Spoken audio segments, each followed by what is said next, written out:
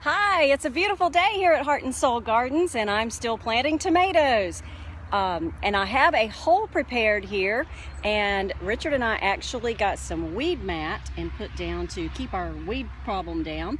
And into this hole, I added some water earlier, but I also have quite a mixture of eggshells. A little bit of Epsom salts for magnesium. There's a lot of good composted manure in there, some blood meal for nitrogen, and some bone meal for phosphorus. So I have a nice little indigo rose tomato plant here.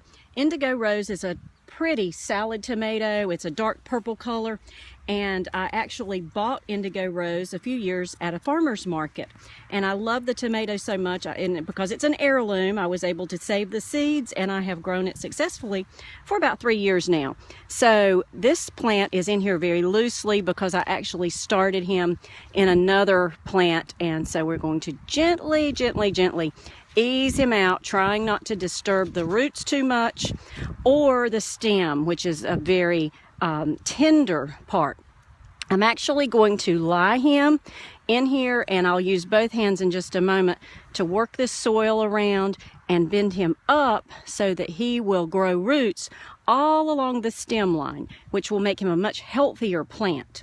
So right now I'm just going to add soil and tuck him in, and then I'll show you the next step. So indigo rose is all tucked in with some nice fresh garden soil, and I also gave him a good drink of water with fresh stream water that just flows nearby. It's a very clean stream.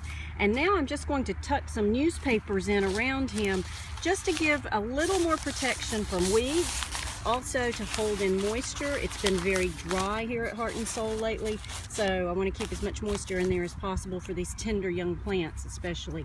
And well, I'll put another newspaper over here, and indigo rose will be all ready to grow big and strong, and I will add a cage later. The tomato plants are going in nicely, and I actually have 25 of those planted now, along with 6 pepper plants. And I just want to show you what I do with the cages we use here at the farm.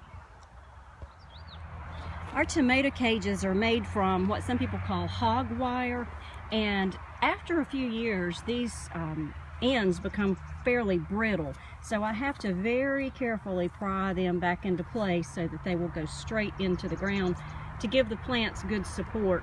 Occasionally they do snap off, so I try to be careful when I straighten those up.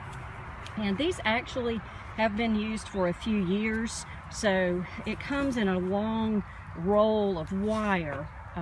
This hog wire is what it's called, and we just cut it into sections and made the cages in various heights depending on if we had smaller plants or taller plants. And so now it looks like it's just about ready to go there. Another little trick, because some of these plants are very tender right now, is that I use these, actually they're food covers, what you might see at picnic grounds, and I buy them at a local party supply store.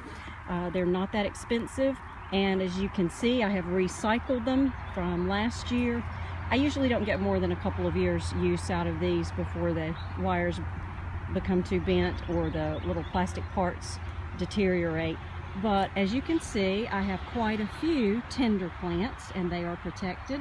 The ones that look a little bit stronger and hardier, I didn't cover with these, but they're also great to protect from insect pests. And we didn't have potatoes exactly in this section where the tomatoes are this year, last year, but we did have them close enough that the Colorado potato beetles are in this ground, and they are very hungry and they're waiting for some food. And I already found one this morning on one of my tomato plants I set out last night. So again, this little recycled party favor is just great to protect from insects, too much sun, heat, and it will hold in a little bit of moisture also. So as you can see, this cage is all ready to be around a nice young tomato plant, and I use duct tape and a Sharpie marker to label my cages year to year. And this one is Jujube.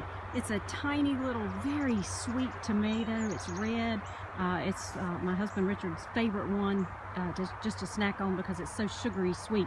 But what I'm going to do, if I can do this with one hand, is to put the cage in place, and you see how the legs will already start to puncture that fabric, and I just use my foot to push those on in.